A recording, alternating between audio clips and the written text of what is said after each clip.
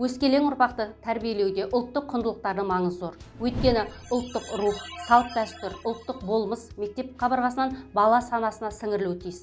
Білім беру жүйесінде әдіс тәсілдерді, ұлттық құндылықтарды кірістіре отырып, нәтижелі еңбек ету педагогтардың басты ұстанымы.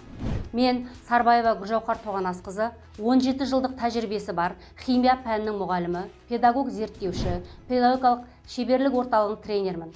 Сіздерге ұсынып отырған педагогикалық идеямның тақырыбы ұлттық құндылық арқылы химия пәнінде креативті тапсырмаларды құрастыру. Ұлттық құндылық пен химия пәнін кірістіру оқушының ой өрісін, дүние танымын, қоршаған ортаға деген көзқарасын кеңейтеді және дамытады.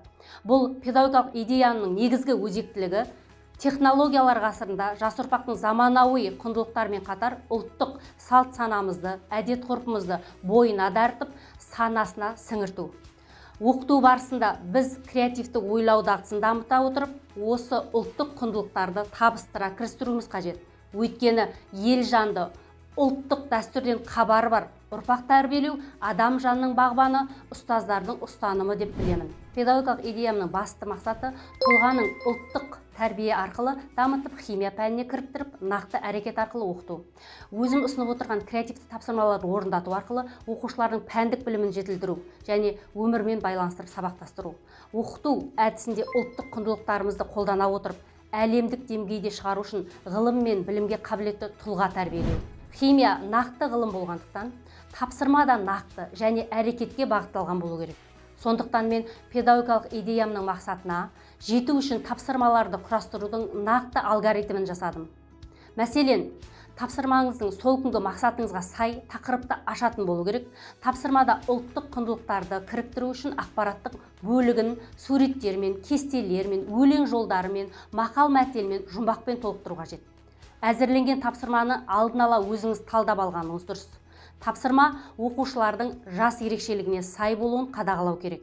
Тапсырма орындалуда оқушылар үшін дескриптор әзірлеңіз. Ұлттық құндылықтарды кірістіре отырып, құрастырылған тапсырмаларда салыстыру, тұжырымдау, сәйкестік, болжау, түйіндеу сынды әдіс тәсілдерді қолданысқа енгізген тиімді.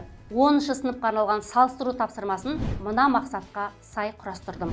Тапсырмада жасуша мен атомның суреті беріледі, ал жасушаның құрылысы, сипаты жөнінде анықтама көрсетілген. Бұл тапсырманы орындау барысында оқушы ДНК мен атом ядросының ұқсастығын, ерекшелігін, яғни осы жасуша мен ядродағы қасиеттердің сақталуын дәлелдеу керек. Сонымен қатар, оқушылар тапсырманы орындауда жасушадағы ДНК-ның ата тегімізбен байланыстыра отырып жеткізу керек. Тұжырымдауға арналған тапсырма 8-ші сыныпқа арналады. Бұл мына мақсаттарға негізделген. Яғни оттек тақырыбын қамтиды. Оттек тақырыбын жан-жақты түсіндіру мақсатында оқушыларға жүрек пен мидың суреті көрсетіледі алдымен.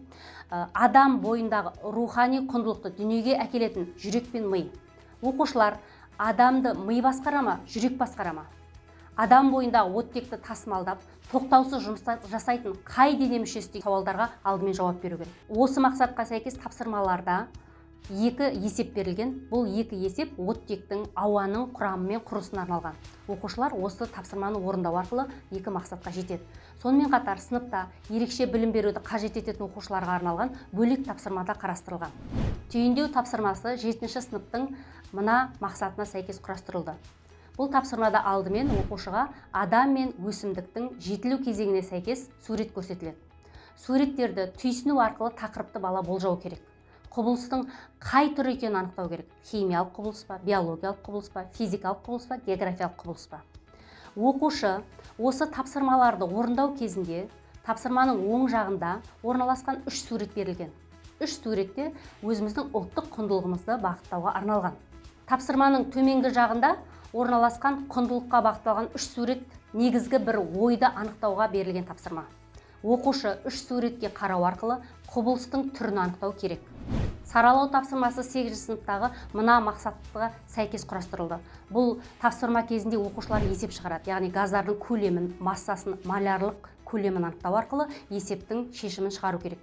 Алдымен оқушыларға торсық туралы мәлімет беріледі. Торсық қымыз, шұбат, іркіт құюға арналған ұлттық ыдыс түрі. Балаларға ең алдымен торсықтың жасалу жолы, қолданылу аясында туралы ақпараттар беріледі. Тапсырмада қымыз құйылған 3 торсықтың суреті көрсетілген. және торсықтың үш жағында есепке қатысты мәліметтер берілген. Осы мәліметтерді пайдалана отырып, оқушы бірінші торсықтағы қымыздан бөлінетін көмір қышқыл газының зат мөлшерін анықтау керек. Екінші торсықтағы қымыздың құрамындағы судың көлемін анықтау керек. Үшінші торсықтағы қымыздың құрамындағы сүт қышқылының массасын анықтау керек. Бұл тапсырма 11-ші сыныпқа арналған мына мақсатқа негізделіп жасалған. Бұл тапсырмада шайыр ақын Тұрмағамбет Ізтілеуұлының «Адамдық іс» атты өлеңі берілген. Оқушы алдымен осы өлеңді оқып, түйсініп, идеясын түсіну керек. Яғни осы өлең жолдарында кездесетін адамзатқа тән 5 құндылықты ажырата білу керек. Ол үшін комментарий, факт, образ әдісін осы тапсырманы орындауға қолдандым. Оқушы 5 құндылықты осы өлеңнің өн бойынан табу керек. Адамдықтың шыңы көрініс тапқан өлең жолдарында тура мағынасында кездесетін органикалық затты оқушы табу керек. Оның алыну реакциясын жазу керек. Және органикалық заттың формуласын, оның қолданылуын табу керек. Брукфилдің 4 линзалы фотоаппаратын педагогикалық идеямның түйіні ретінде қарастырдым.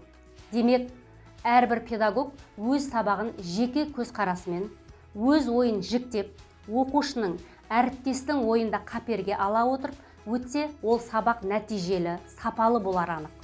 Ұлттық құндылық ұрпақты тәрбиелеудің ұлықты ұстанымы екенін естен шығармайық.